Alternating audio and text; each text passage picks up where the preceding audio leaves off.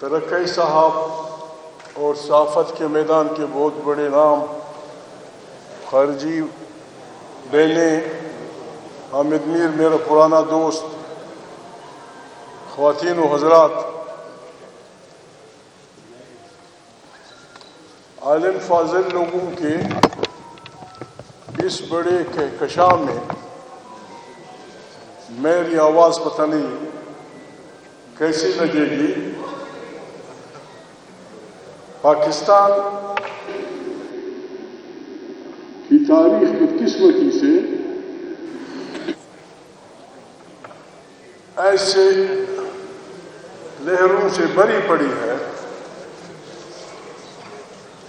ہماری کوتاہیوں، بدکاریوں، بد کرداریوں اور رشوت خوریوں کی وجہ سے ہمارا ملک ایک دفعہ ٹوٹ چکا ہے۔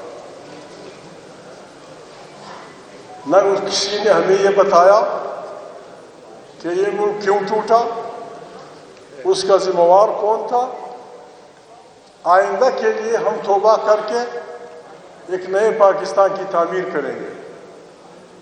ہم اسی راہ پہ چل رہے ہیں، وہی راہ ہماری ہے۔ ہمیں یہ فیصلہ کرنا ہوگا۔ میں اتنا پاگل نہیں ہوں، نہ یہ کہ مجھے زندگی سے محبت نہیں ہے کہ بس جہاں سے کوئی پتھر آئے اس کے آگے ہم سر رکھ دیں۔ ایک فیصلہ ہم نے انتہائی ایمانداری سے کرنا ہوگا کہ اس ملک پہ ان لوگوں کی بادشاہی ہوگی جو کہنے کی حد تک تو کہتے ہیں کہ ہم سیاست میں حصہ نہیں لیں گے، یا عوام کی منتخب پارلیمان، بالادست آئین اور صحیح جمہوری طور پہ منتخب پارلیمان طاقت کا سرچشمہ ہو۔ یہ فیصلہ ہم نے کرنا ہوگا۔ پیکا آرڈیننس سے زیادہ یہ بہتر سلوگن ہے، گولی لاٹھی گولی کی سرکار نہیں چلے گی، نہیں چلے گی، نہیں چلے گی، نہیں چلے گی، نہیں چلے گی، نہیں چلے گی، نہیں چلے گی۔ وہ اگر کسی جرنیل کے اندر ہوگی اور اگر کوئی منتخب جمہوری طور پہ منتخب وزیر اعظم پاگل بن کے امیر المومنین بننے کی کوشش کرے گا، ڈکٹیٹرشپ نافذ کرے گا، اس کے خلاف بھی ہمارا سلوگن یہ ہونا چاہیے۔ یا اگر کوئی جج یہ عدالتی فیصلے بائی فورس سوسائٹی پہ وہ کرے، ان سب کے خلاف ہم نے متحدہ محاذ بنانا ہوگا۔ میں عذرائے مذاق پوچھتا ہوں، اگر آج میرا دوست شہباز شریف پی کا آرڈیننس ختم کر دیتا ہے تو کیا اس حکومت کی لیجیٹیمائز ہو جائے گی؟ ابھی مولانا فضل الرحمان کو کہتے ہیں کہ جی خدا کے لیے آپ گڑبڑی لوگوں کے درمیان میں بیٹھ گئے ہیں، جائیں ان سے کہے پی کا آرڈیننس واپس، تو کیا ہم یہ جدوجہد ختم کر دیں گے؟ نہیں۔ بات یہ ہے ہم نے اس ملک پہ ایک جمہوری، اور پاکستان کے پاس ٹائم بہت تھوڑا ہے، پاکستان جہتی بحران میں مبتلا ہے۔ بالکل اگر اس کو ہم ایک بلڈنگ سے تعمیر کر لیں تو اس کے بنیادوں کو ہم کھوکھلا کر چکے ہیں، اس کے پلرز کھوکھلے ہیں۔ دو راستے ہیں، یا ہم بیٹھے بیٹھے یہ ہم پہ گرے گا، یا ہم نے مل کے عقل سلیم سے کام لے کر اجتماعی دانش سے اس کی اثر نو تعمیر کرنی ہوگی۔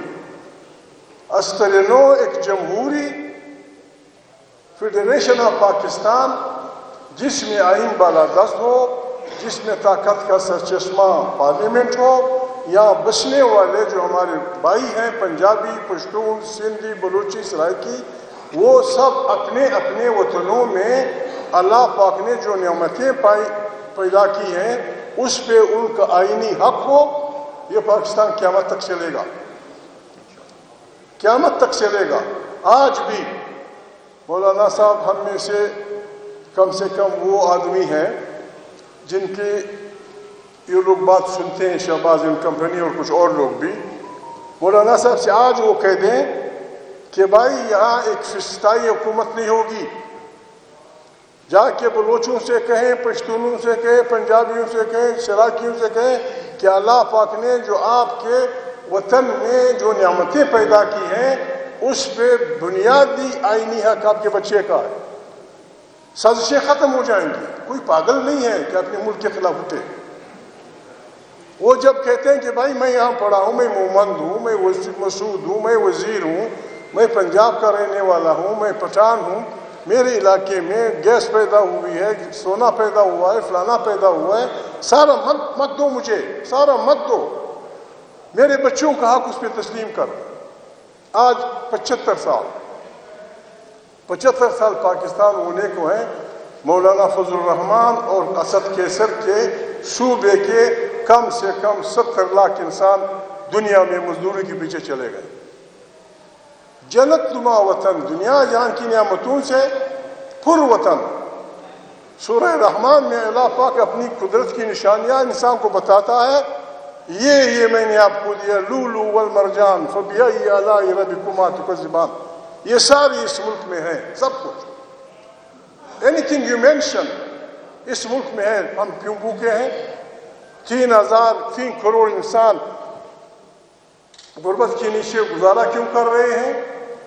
آج حالت یہ ہے، جس گاڑی میں ہم بڑے دوست بیٹھتے ہیں، یہ گاڑی 22,000 روپے سے ایک ٹینکی بھرتی ہے، 22,000 روپے سے ایک ٹینکی پیٹرول کی بھرتی ہے، اور غریب پنجابی، غریب سندھی، غریب سرائکی، غریب پشتون، غریب بلوچ کو 20,000 مہینے کا نہیں ملتا۔ کیسے چلے گا؟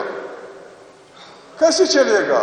اگر یہ فسطائی جمہوریتیں ہم نے دیکھ لی، مصر سے لے کر الجزیرہ تک، الجزائر تک، سب کولیپس ہو گئی ہے، سب برباد ہو گئی ہیں، سارا اسلام معافی چاہتا ہوں سرنڈر ہو رہا ہے اپنی غلط حکمرانیوں کی وجہ سے۔ اگر ہم نے عقل کے ناخن نہ لیے اور یہاں ایک جمہوری پاکستان کی تشکیل نہ کی، خدا نخواستہ پتہ نہیں کیا ہو جائے گا۔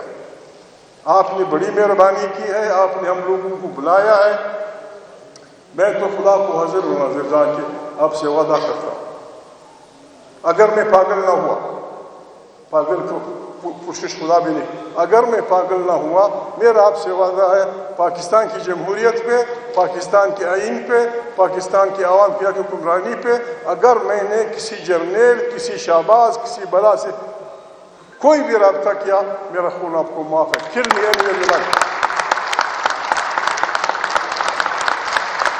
شہباز کہتے ہیں ٹھیکا، اگر اپنی جھوٹ لکھا، اگر اپنے فلانا کیا، ٹیلی ویژن، یہ تم نے جو اتنا بڑا جھوٹ بولا ہے، تم نے جو 2 نمبر کی لے کے پھر کھڑے ہو کے آپ نے قسم کھائی ہے، میں شہباز شریف قسم کھاتا ہوں آئین کی حفاظت کروں گا، فلانا کروں گا، میں پاکستان کا وزیر اعظم ہوں۔ تو ذرا اپنے دل پہ آگ رکھ، اپنی بیوی سے پوچھ، اپنی بیٹی سے پوچھ، ماں تو آپ کی مر گئی، فلاں کو جنت نصیب کی نہیں، اپنے بڑے بھائی سے پوچھ، کیا تو نے الیکشن جیتا ہے؟ تیری جھوٹ کا کیا علاج ہوگا؟ پھیکا والوں کو تو مار دیں گے پتھر مار کے ڈنڈے منڈے، یہ تو نے جو جھوٹ بولا ہے۔ ہمارا ترک دوست آیا ہے، اس کو آپ نے وزیر اعظم ہاؤس میں قیدی کی طرح بلایا، فضل الرحمان صاحب اس میں نہیں ہے، دوسرے کابرین نہیں ہے، آپ کا بڑا بھائی نہیں ہے، اپنا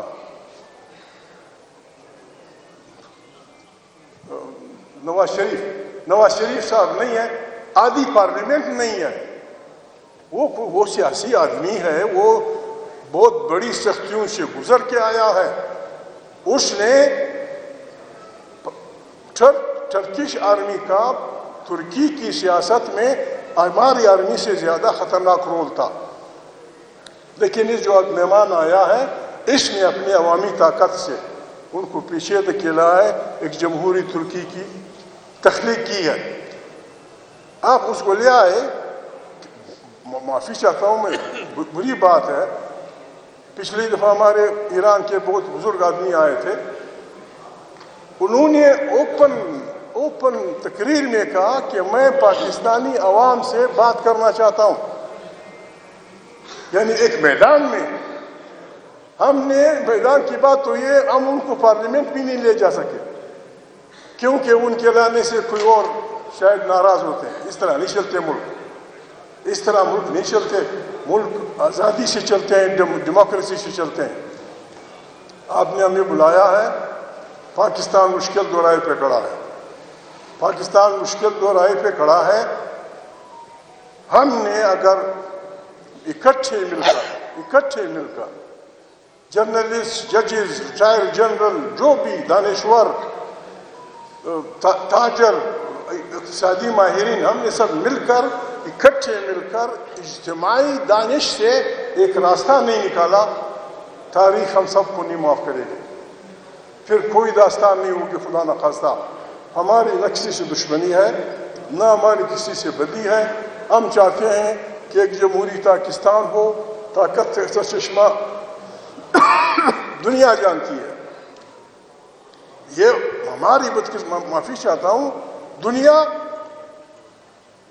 حق و باطل کی لڑائی, حق و باطل کی لڑائی اس دن شروع ہوئی جب پہلے انسان نے انکار کیا, نو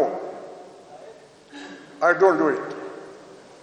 جب پہلے انسان نے انکار کیا, اسی لیے شاید ہمارا کلمہ بھی انکار سے شروع ہوتا ہے. لا الہ, نہیں ہے کوئی طاقت الا اللہ, سوائے اللہ کے. دنیا اپنے ان بچوں کو پالتی ہے, ان کو تربیت دیتی ہے, ان کو ہمت دیتی ہے جو نو کہنے کی طاقت رکھتے ہوں. ہمارے ہاں جو اپنے آپ کو بیچتا ہے, ضمیر کو بیچتا ہے, وفاداری کو بیچتا ہے, عزت کو بیچتا ہے, اس کو وفادار کہا جاتا ہے. اور جو مقابلہ کرتا ہے, چھوٹے چھوٹے بچے, ابھی ہزاروں بچے, ہمارے بچے ہزاروں کی تعداد میں بچے, عورتیں, مرد جیلوں میں پڑے ہوئے ہیں. انہوں نے گناہ کیا کیا ہے؟ انہوں نے آئینی حقوق کا دفاع کرتے ہوئے اجتماع کا حق, پارٹی بنانے کا حق, زندہ باد مرد آباد کا حق, اس کے استعمال کے لیے وہ نکلے ریڈ زون میں, سیدھا ان کے سروں میں گولی ماری. کیوں؟ کیا کر رہے تھے وہ؟ کیا کر رہے تھے؟ امریکہ جس سے ہم ناراض ہیں, امریکہ جس سے ہم سیاست میں بعض نام ان پہ رکھتے ہیں, ایک سیافام آدمی غلط طور پہ مارا گیا, سارا امریکہ امٹ آئے, سارا امریکہ. ہمارے بچے یہاں مارے گئے, میں وہ بات یہاں نہیں کر سکتا. عورتیں یہاں بیٹھی ہوئی ہیں, یہاں بہنیں بیٹھی ہوئی ہیں. ہمارے تانوں میں جو ہمارے بچوں کے ساتھ ہو رہا ہے, جو ہماری بیویوں بہنوں کے ساتھ ہوا ہے, خدا نخواستہ میر اکثر گڑبڑ کرتا رہتا ہے. اگر یہ حکومت خدا نخواستہ یہ آرمی خارجی آرمی ہوتی تو یہی کرتی ہمارے ساتھ. ہمارے بچوں کو بھی عزت کرتی, ہمارے بہنوں کو بھی عزت کرتی, تھانوں میں رکھتی, ڈنڈے مارتی, گولیاں مارتی. خدا کے لیے مہربانی کریں, اکٹھے ہو جائیں. میں کچھ نہیں چاہتا, میں پیچھے رہوں گا, جو پیچھے بھاگے گا اس کو ڈنڈا ماروں گا. پیچھے بھاگنے والا پیچھے کو نہیں بھاگے گا. ہم نے آگے بڑھنا ہے اور اس ملک کو بچانا ہے. بڑی مہربانی, خدا کو عزت دو.